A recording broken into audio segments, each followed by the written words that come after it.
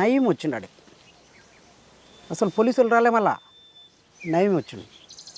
వచ్చేసి మేము ఇద్దరం ఒకటే సైజు ఉన్నాం సార్, చిన్నగా ఉన్నాం మేము. ఒక హైట్ లేము, లావు లేము, వానికి అంత క్యాజువల్ చేయడానికి పోయిన నయం. ఇట్లా చెయ్యి దగ్గరకు వచ్చేసింది సార్. అది కార్లోంచి దిగి చెయ్యి దగ్గర పెట్టాడు. చెలో తీసి చెట్లలో దుంకి ఏకే లోడ్ చేసినాం. వెళ్ళిపోయింది పని. అక్కడ నుంచి ఆ ఏపీటి వదిలేసినాం. వచ్చి ఇది జరిగిందని చెప్పి వచ్చిన తర్వాత ఇంకా దీనికి మనం ప్రతీకారం ఏదైనా దాడి చేయాలని చెప్పేసి ప్రకాశం జిల్లాలో పోలీసులు కుమ్మింగ్కి వచ్చారు.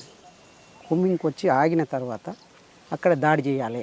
ఫస్ట్ రాకెట్ లాంచర్, అదే ఫస్ట్ ఇప్పుడు దొరికిన రాకెట్ లాంచర్ మావోయిస్టుల కాడ మనకు 2005లో దొరికిన రాకెట్ లాంచర్ ఫస్ట్ వాళ్ళ మీద దాడి ఉపయోగించినాం. దాన్ని పేలలేదు.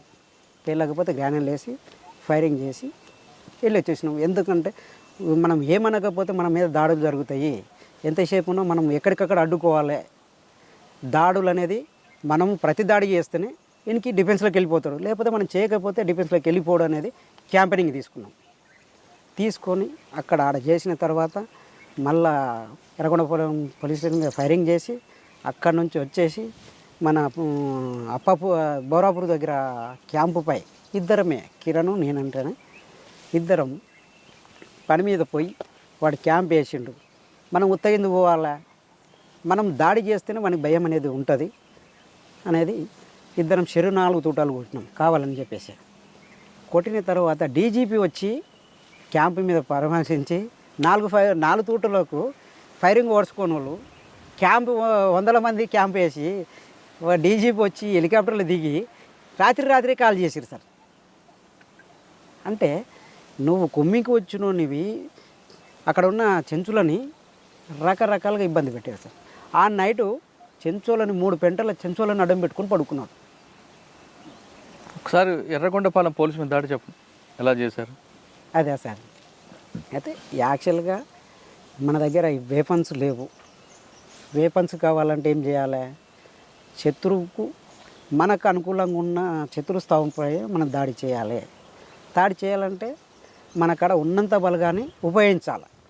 మన దగ్గర ఉన్న వేపన్స్ అన్నీ ఉపయోగించి కంట్రోల్కి తెచ్చుకోవాలి అనే ఆలోచన చేసినప్పుడు దాన్ని చేసే ముందులో రిహార్సల్ చేసి క్యాంపు టీంలు ఏ టీం ఏ దాడి చేయాలి, ఏ టైంలో ఏ టీం సపోర్ట్గా ఉండాలి అనేది దాన్ని ప్రిపేర్ చేసి ఆ స్టేషను 2-3 ఎన్కౌంటర్లకు బాధ్యత వహించిన ఆ పోలీస్ స్టేషన్లో ఉన్న ఆఫీసర్స్. అయితే ఇది ఎప్పటికైనా మనకు ప్రమాదకరమే, ప్లస్ ఆయుధాలు కావాలి మనకు. దీన్ని ఏదో రకంగా శత్రువుని డిఫెన్స్లోకి నెట్టాలి అనే ఆలోచనతోటి పార్టీ పిలుపునిచ్చింది. పిలుపును అనుకూలంగా దాడి చేయాల్సి వచ్చేసింది. ఎన్ని గంటలకు చేశారు? అది సాయంత్రం 6:30 అయింది సార్. సక్సెస్ అయ్యారా? అంటే మొత్తం కాలేకపోయినాం. ఆతల వైపు సగం తీయగలిగినాం కానీ మొత్తం పూర్తిగా చేయలేకపోయినాం. అప్పుడు ఎవరు మీకు ఎస్పీ అప్పుడు ఉండేవారు? ఎర్రగొండపాలెం ప్రకాశం అంటే అప్పుడు రెడ్డి ఉండే సార్.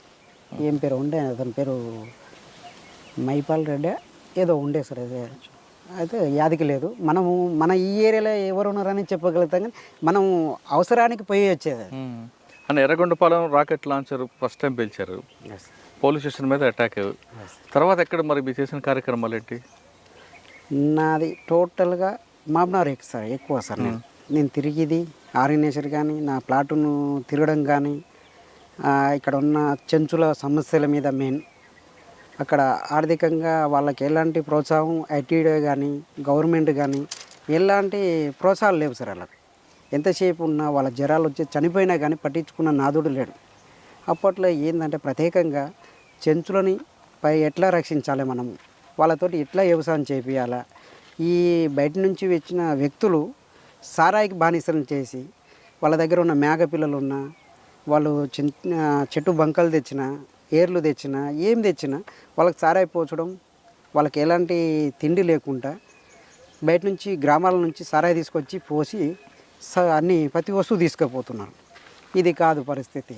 మనం దగ్గరుండి పార్టీ క్యాంపెయినింగ్, మనం వీళ్ళకి వ్యవసాయం నేర్పాలి, సారాయిని ఫస్ట్ అడ్డుకోవాలి. మనము దీని మద్యపాన నిషేధాన్ని ఖచ్చితంగా మనము దీన్ని పటిష్టంగా చేయాలి. గ్రామాలైనా సరే, ఇక్కడ ఆదివాసుల కోసానికైనా సరే, ఎక్కడైనా సరే మనం ప్రత్యేకంగా దీని మీద మనము దృష్టి పెడితేనే ప్రజలు సంసారం మీద కానీ వాళ్ళ తిండి ఆహారం మీద ఆకలి అనేది ఇవన్నీ కూడా మీరు చేశాం. సక్సెస్ అయ్యారా? అయ్యాం సార్, 90% అయినట్టే. ఎందుకంటే అప్పట్లో సారాయి మీద ఎలాంటి ఏ గవర్నమెంట్ కానీ మద్యపానం మీద కానీ ఇప్పటివరకు గిట బ్రాండ్ షాపులు పెడుతున్నారు సార్. ఎవరి కోసానికి పెడుతున్నారు? ఎవరు దాగి సావాలని? అసలు ఏ రాజకీయ నాయకుడైనా కనీసం మద్యపానం నిషేధం అనేది ఎవరి నోటి గిట ఎక్కడ గిట వస్తలేదు. అంటే ఇప్పటివరకు గిట దేశాన్ని పాలించేది ఏంటి? మద్యపానంతో పొలిటికల్ లీడర్లు పాలిస్తున్నారు. అసలు అది మద్యపానం అనేది లేకుంటే కుటుంబాలు చాలా వరకు ఎలాంటి నష్టము పోవు. ఇప్పుడు ఇలా బయట హత్యలు జరుగుతున్నాయంటే మద్యపానంతో జరుగుతున్నాయి, రేపులు జరుగుతున్నాయంటే మద్యపానంతో జరుగుతున్నాయి. డ్రగ్స్ ఏది గంజాయి వస్తుంది, బయట నుంచి అది డ్రగ్స్ వస్తుంది. దాన్ని అడ్డుకుంటున్నామంటే అదే సంస్థలనే వీళ్ళు పట్టుకునేది వీళ్ళే, ప్రోత్సహించేది వీళ్ళే ఉన్నారు. లోపల నుంచి లావాదేవీలు అరికట్టడం ప్రయత్నం చేశారు. అరికట్టడానికి ప్రయత్నం చేశాం. చెంచుల్లో వాళ్ళకి కొంచెం అవగాహన కల్పించారు. వాళ్ళకి రాజకీయ జ్ఞానం తీసుకొచ్చారా? చాలా వరకు మనము ఎంత చెప్పినా 50% నేర్పగలిగినాం సార్. వాళ్ళ హక్కుల గురించి, వాళ్ళ ముందుండి పోరాటాలు కానీ, దాదాపు అడివాకి చట్టాలు ఎట్లా, మీకు ఎప్పటి నుంచి ఎప్పటి వరకు మీకు రాజ్యాంగం ఉంది, దేని ఎట్లా ఉపయోగించుకోవాలా. ఇప్పుడు యాక్చువల్గా ఈ ఫారెస్ట్కి రావాలంటే ఫారెస్ట్ వాళ్ళ పర్మిషన్ కాదు, యాక్చువల్లీ చెంచుల పర్మిషన్ తీసుకోవాలి. చెంచులకు ఉన్న హక్కులు అప్పట్లో ఉన్న రాజ్యాంగ ప్రకారంగా పోతే జీవో ఫారెస్ట్లకు ఎంటర్ కావాలంటే మంత్రి కానీ గవర్నర్ కావాలన్నా కానీ వాళ్ళ పర్మిషన్ తీసుకోవాలా. ఇవాళ ఎక్కడ ఉంది పర్మిషను? అధికారుల చేతిలోకి వెళ్ళిపోయింది తప్ప వాళ్ళ హక్కులని ఎవరికంటే ఇప్పటివరకంటే ప్రశ్నించే వాళ్ళే లేకుండా పోయారు. ఇప్పుడు మీరు అప్పుడు చేసిన కార్యక్రమాలు చేశారు, బయటకు వచ్చారు కదా. అవును సార్. ఇప్పుడు మీరు చేసిన కార్యక్రమాలకు అభివృద్ధి చెందిన ఒక గ్రామం ఇప్పటికైనా ఉందా? ఉన్నాయి సార్, సాధ్యమైనంత వరకు. ఇప్పుడు పోడు భూమి అనేది దాదాపు ఈ ఏరియాలో ఒక 10-15 వేల ఎకరాలు ఇప్పుడు రైతులు చేసుకొని బతుకుతున్నారు. కానీ అడే ఇప్పుడు ఏమైంది, ఫారెస్ట్ వాళ్ళు పట్టాలు ఇవ్వకుండా సతాయిస్తున్నారు. పోడు భూములకు గవర్నమెంట్ పట్టాలు ఇస్తున్నది, కాకపోతే ఆ భూమి చేసుకొని బతకగలుగుతారు కానీ వాళ్ళకు ఉపయోగపడలేకపోతుంది. ఓకే, మొత్తంగా అన్న ఇప్పుడు ప్రజల కోసం కార్యక్రమాలు చేపట్టారు. మీరు చేసిన దాడుల గురించి చెప్పండి ఒకసారి. తప్పని పరిస్థితుల్లో అచ్చంపేట పోలీస్ స్టేషన్ ఒకటి సార్, అది ముత్తయ్య గారని సిఐ ఉండే ఒక ఆయన. ఎంతసేపు ఉన్నా దళాన్ని కొట్టేస్తున్నాం, ఇంకా 2 రోజుల 3 రోజుల అచ్చంపేట దళం వెళ్ళిపోతుంది, ప్లాటును కొట్టేస్తున్నాం, అయిపోయాయి అంటే వాస్తవానికి మా వాళ్ళు గిట దాడులకు పోయిర్రు, ఫెయిల్ అయినాయి. వాడు ఇంకా దానికి ఆఫీసర్ గారు ఏం చేశారంటే వీళ్ళు చేయలేరనే ఓపుకు వచ్చేసారు. మేమేం చేసినాం, ఇవాళ ప్రకటించి రేపే కొట్టేసి చెప్పి కొట్టారా? చెప్పి ప్రకటించి కొట్టాం. ఇంకొకటి ఎలా చేశారు అంటే ఏకేలు 2 తీసుకొని ఎట్టన చేసి ఈ యాక్షన్కి కొట్టాలి, దళాన్ని కొడతా అని చెప్పేసి ఒకటే ప్రకటిస్తున్నాడు. ప్రజలలో మనోభావాలు దెబ్బతింటున్నాయి. ఆఫీసర్ని బెదిరించి మనల పార్టీని బెదిరిస్తూ పార్టీకి సహకరించకుండా పబ్లిక్ మీద ప్రెషర్ చేయగలుగుతున్నాడు. మనం ప్రజల దగ్గరికి వెళ్ళి దాన్ని అర్థం చెప్పాలి లేకపోతున్నాము. ఏంటి జాబు తన కోసానికి తన కుటుంబ కోసానికి చేస్తుడే ఛాలెంజ్ చేస్తున్నాడు. మనం ప్రజల పక్షాన చేస్తున్నప్పుడు దీన్ని ఛాలెంజ్ తీసుకోకపోతే కరెక్ట్ పొజిషన్ కాదనేది పార్టీ నిర్ణయించింది. చలో ఎవరెవరు పోవాలా, ఈ వ్యక్తి పోవాలా, నువ్వేం చేస్తావు నాకు తెలియదు, పార్టీ బాధ్యత నువ్వు చేయాలి అని చెప్పేసి అప్పచెప్పింది. అప్పట్లో అదే ఎస్ఐ దగ్గర పోయి అదే సిఐ దగ్గర పోయి ఇంకా 2 రోజులకు దాడి జరుగుతుందనగా వాళ్ళ ఎదురు కూర్చొని మాట్లాడొచ్చి 3వ రోజు స్టేషన్ మీద దాడి. అంటే మిమ్మల్ని గుర్తుపట్టలేదు వాళ్ళు? అంటే మనము రెక్కి చేసేటప్పుడు అంత అలకకుంటే మనం ఎట్లా పోగలుగుతాము? మనకు ప్లాన్ మనకు ఉంటుంది, మనం చేసే విధానం మన కాడ ఉంటేనే మనకు పార్టీ అప్పచెప్తుంది. పార్టీ బాధ్యత వహించి మనము సావుకైనా తెగిడిసి చేయాలనేది ఒక ఆలోచన. అచ్చంపేట పోలీసు మీద దాడి సక్సెసా ఫెయిలా? సక్సెస్. అంటే మనం దాడి స్టేషన్ మీద చేయలేదు, బయట ఉన్న ఆఫీసర్ల మీద కొట్టాలి, ఏదో ఒకటి అచ్చంపేట పోలీస్ స్టేషన్ మీద మనము కొట్టాలి అన్నప్పుడు మనము సివిల్లో ఉన్నారు వాళ్ళు, ఆడికి బ్రష్లో పెట్టి కొడితే 3 పడిపోయారు.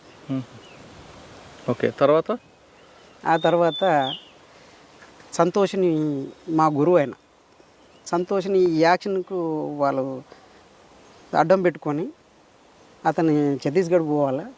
ఛత్తీస్గఢ్ పోతున్న క్రమంలో వాళ్ళ భార్య వాళ్ళ కుటుంబాన్ని కలవనీక ఏర్పాట్లు చేసుకొని పోయేటప్పుడు అక్కడ ఉన్న కోవట్లు దాన్ని సంబంధించి తోలుకుపోతున్నప్పుడు ఇతను పట్టియాలని ఒప్పందం చేసుకున్న వ్యక్తులు రకరకాలుగా ఇబ్బందులు పెట్టి పట్టించిన తర్వాత మళ్ళా పార్టీ ఒక క్యాంపెయిన్ తీసుకుంది. కాంగ్రెస్ కార్యకర్తలని మెయిన్ లీడర్లను ఎవరినైనా కొట్టాలి మనము అన్నప్పుడు మళ్ళీ అచ్చంపేట దగ్గర పోయి వచ్చారు మా వాళ్ళు.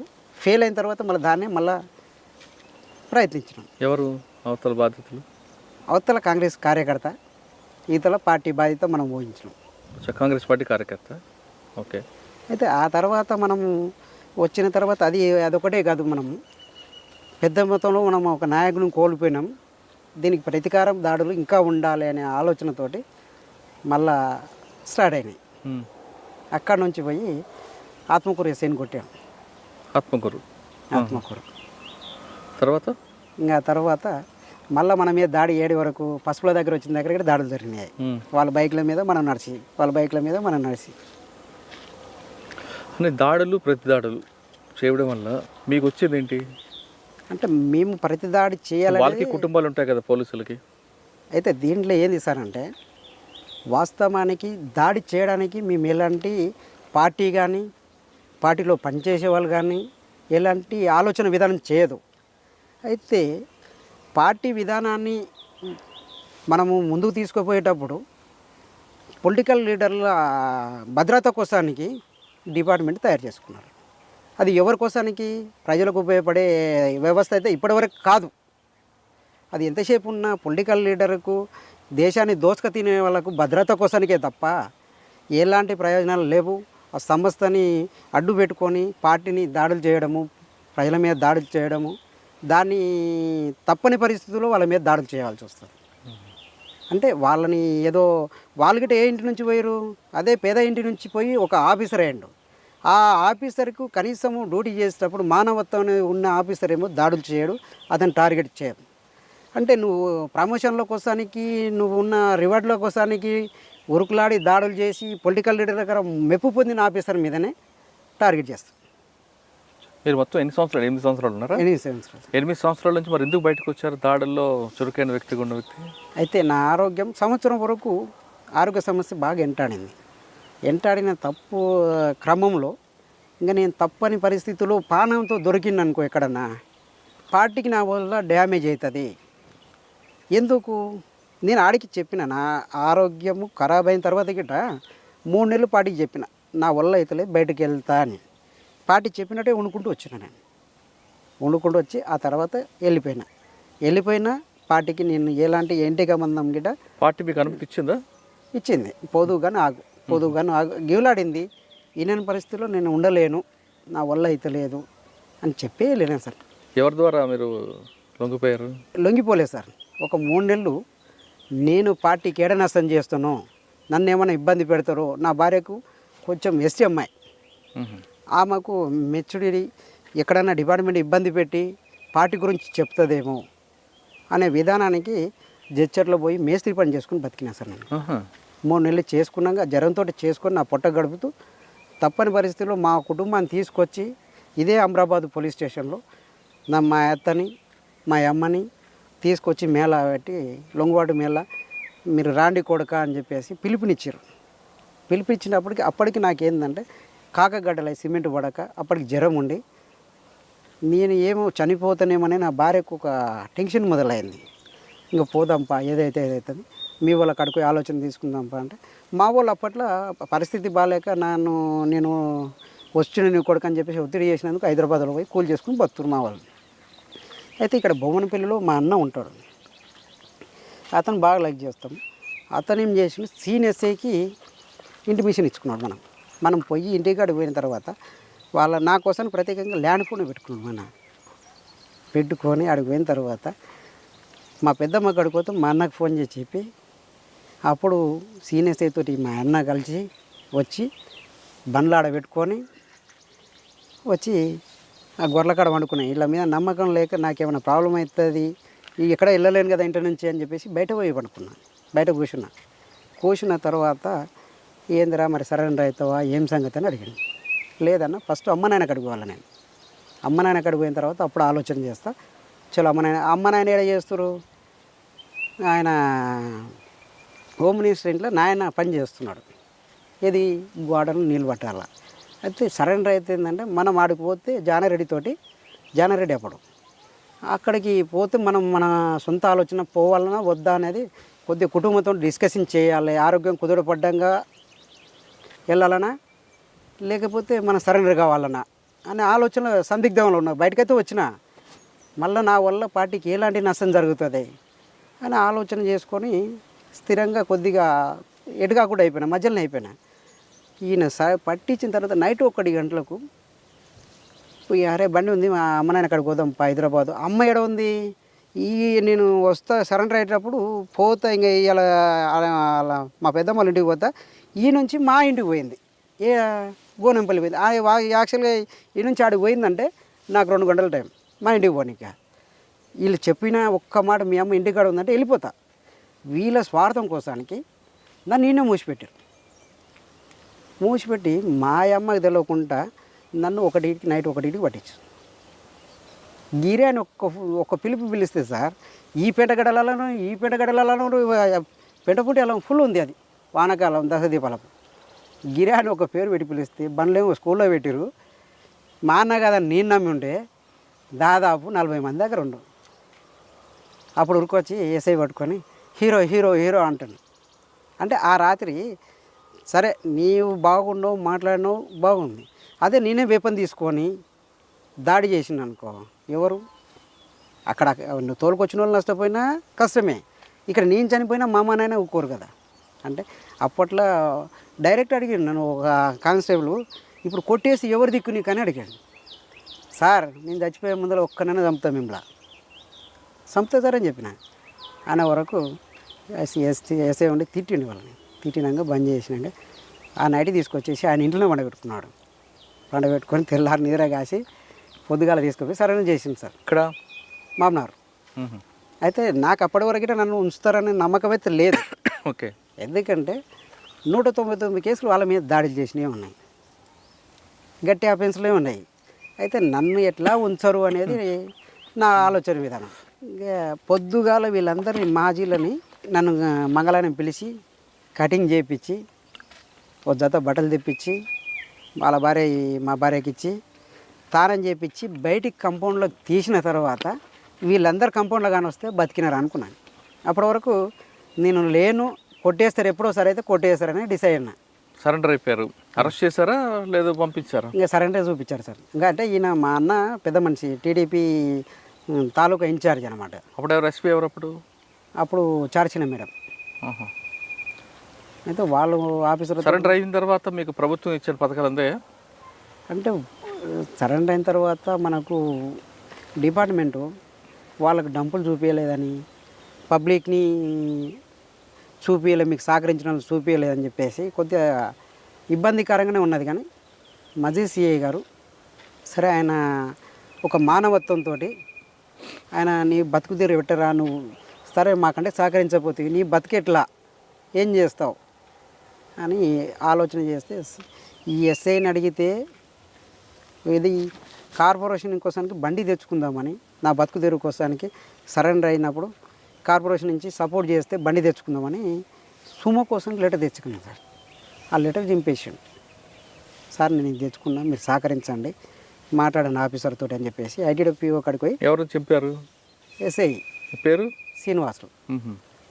ఇంకా రషి బోషి అంటే ఆయన కాళ్ళ కింద మనం ఎంతసేపు ఒక వర్కర్ లెక్క పనిచేయాలనే ధోరణిలో పోయిండు. అందరూ మాజీల లెక్క చేస్తాడు ఈయన, ఇంటడేమనే ఆలోచన చేసాను. నువ్వు నాకు ఏది పెట్టకున్నా సరే నా బతుకు నేను నా స్వేచ్ఛగా వదిలిపెట్టాల అని చెప్పేసి అప్పుడు సిఐ దగ్గర పోయి కూర్చొని, నీకు బాధ ఏంటంటే, సార్ నా పరిస్థితి ఇది కాదు, నేను పోయి ఓన్గా పని చేసుకుంటా, నన్ను ఇచ్చలు కూడా విడిచిపెట్టాలి, నేను పార్టీకి నష్టం చేయను, మీకు నష్టం చేయను, నాకు నా సమాజంలో పబ్లిక్ ఉన్నారు కదా వాళ్ళతో పాటు వాళ్ళకి న్యాయం చేస్తూ నేను కూడా నా బతుకు దేలాడుకోవాలా, మరి ఏం సార్ ఎన్ని రోజులు ఉండాలి మీ స్టేషన్లో అని ఒక వారం 10 రోజులు గెస్ట్ హౌస్ ఇచ్చారు నాకు సపరేట్గా. అప్పుడు ఈ రజిత, రమాకాంత్ వీళ్ళందరూ సరెండర్ అయ్యి మళ్ళీ ఆ గెస్ట్ హౌస్కి చేరారు.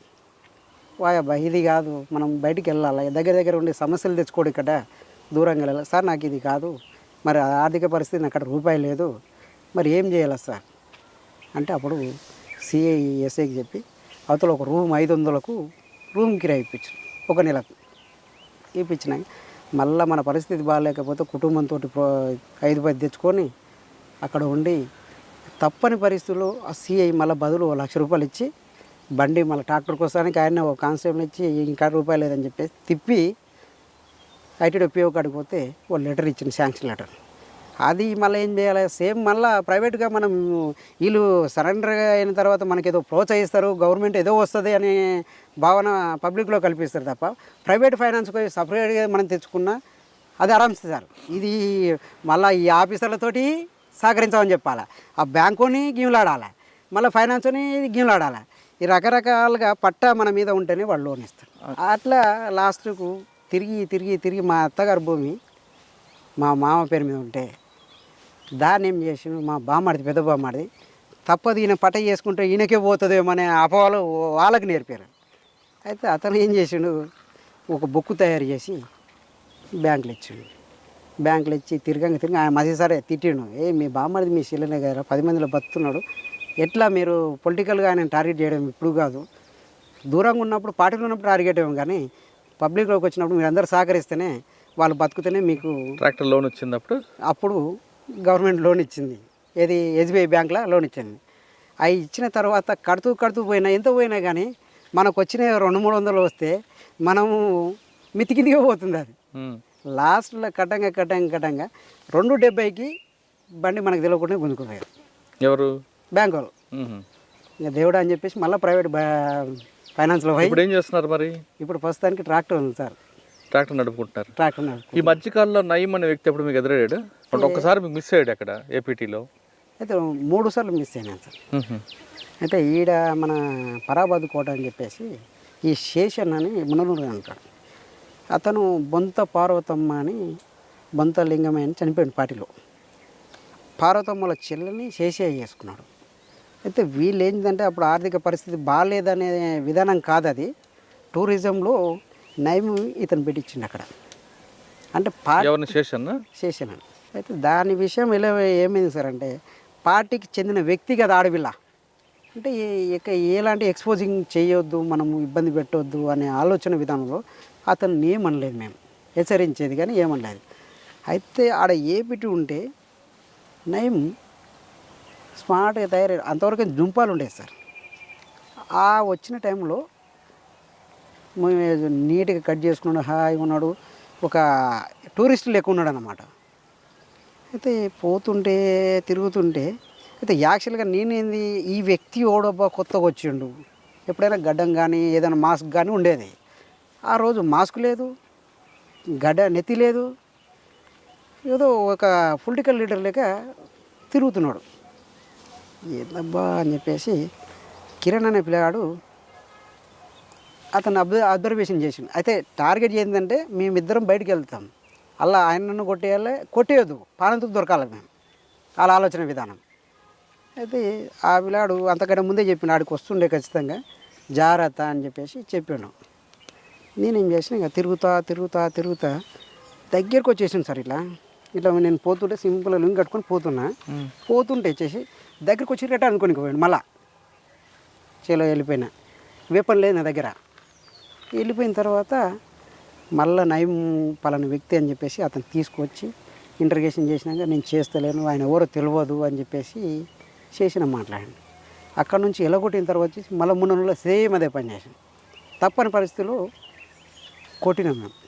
కొట్టిన తర్వాత మందలు ఇచ్చిన తర్వాత మళ్ళీ టోటల్గా నయం దగ్గరికి వెళ్ళిపోయాను. ఇక చేశాను. అట్లా జరిగింది సార్ అది. ఓకే, ఇప్పుడు చివరిగా ప్రశ్న చెప్పండి. నల్లమల్లలో ఒకప్పుడు వెళ్ళారు, పనిచేశారు, వచ్చారు, ట్రాక్టర్తో జీవితం నడుపుతున్నారు కదా సార్, మీ పరిస్థితి ఎలాగుంది? కుటుంబ ఆర్థిక పరిస్థితి సాధారణంగా మాజీ మావోయిస్టులు అంటే సెటిల్మెంట్ చేసుకుంటూ బతుకుతారని ఒక అపోహ ఉంది బయట. మీరు ఆ సెటిల్మెంట్ చేస్తున్నారా, లేదు ప్రశాంత జీవితం కొనసాగిస్తున్నారా? సార్ ఇప్పటివరకైనా నా పద్ధతి ఏంటంటే పార్టీ నేర్పింది ఒక్క ప్రజాస్వామ్యంలో ఒక వ్యక్తిని గౌరవిస్తూ వాళ్ళకున్న సమస్యను కానీ మనకున్న సమస్యను కానీ ఆర్థిక లావాదేవీలు కాకుండా ఒక ప్రేమతో ఎలా చేయించుకోవాలనేది నేను పార్టీ దగ్గర నేర్చుకున్న విధానం సార్. నాకు ఇప్పటివరకు నేను ఆర్థిక పరిస్థితి లావాదేవీల కోసానికి నేను ఇయ్యాలని కాదు, ఇంకా ఎప్పటికీ నేను చచ్చేంత వరకు నేను ఆశించన్నది. నాకు కావలసింది ఏంటంటే వ్యక్తులు కావాలి, అలా ప్రేమ కావాలి నాకు తప్ప నేను ఎలాంటి సెటిల్మెంట్ కానీ వాళ్ళ దగ్గర లావాదేవీలు ఏమైనా వస్తాయా అనేది ఎప్పటికంటే నేను భావించలేదు సార్. ఇప్పటివరకు నాకు ఆ పార్టీ ఏదైతే నేర్పిందో దాని మీదే నేను కట్టుబడి ఉన్నా. ఇప్పటికైనా నేను ఎలాంటి రాజకీయ నాయకులు పిలిచినా ప్రజల ఆ గేరీలో కానీ ఆ చుట్టుపక్కల ఏ సమస్య ఉందో ఆ సమస్య మీద డైరెక్ట్ పోరాడతా, నేను డైరెక్టే మాట్లాడతా. వాళ్ళు కోపం పెట్టుకుంటారు నా మీద, కానీ నేను ఎన్నడిగిట దానికి లొంగను. నేను ఎంతసేపునో ఇప్పటికే నేను చనిపోయేంత వరకు నేను ఎప్పటికిట నేనున్న ఏరియాలో నా కాడికి అన్న వచ్చిన వారికి ఎలాంటి సమస్య ఉన్నా ఎదురుపడతా సార్. పార్టీకి దూరమైన ప్రజల సమస్యల పోరాటాలు మాత్రం ముందే ఉండాలంటున్నాడు సాగర్ అలియాస్ బాలన్న. పార్టీ నేర్పిన క్రమశిక్షణ, పార్టీ నేర్పిన సిద్ధాంతం దానికి ఇప్పుడు నరాన ఉంది. నేను దూరంగా ఉండొచ్చు కానీ ప్రజల సమస్యలకు ఎక్కడొచ్చినా ఎప్పుడు నిరంతరం అందుబాటులో ఉంటారంటూ చెప్తున్నారు. సాధారణంగా మాజీ మావోయిస్టులు అనగానే సెటిల్మెంట్ చేసుకుంటూ బాగా సెటిల్ అవుతారని ఒక అపోహ నుండి ఇప్పుడు మనం చూస్తున్న మాజీ మావోయిస్టులు అందరూ కూడా సాధారణ జీవితం గడుపుతున్నారు. వీళ్ళు ప్రజల కోసం పనిచేశారు, కానీ ఇప్పుడు వాళ్ళ జీవన విధానం చూస్తుంటే చాలా చెప్పకూడని పరిస్థితుల్లో ఆర్థిక ఇబ్బందులు ఎదుర్కొంటున్నారు. కాబట్టి మాజీ మావోయిస్టులు అనగానే ఒక అపోహ నుంచి బయటికి రండి అంటూ ఈ ఇంటర్వ్యూ యొక్క ముఖ్య ఉద్దేశం. మరి ఇంకొక ఇంటర్వ్యూలో మళ్ళీ కలుద్దాం. అంతవరకు నమస్తే, థ్యాంక్ యూ నమస్తే అన్న, థ్యాంక్ యూ. Thank you.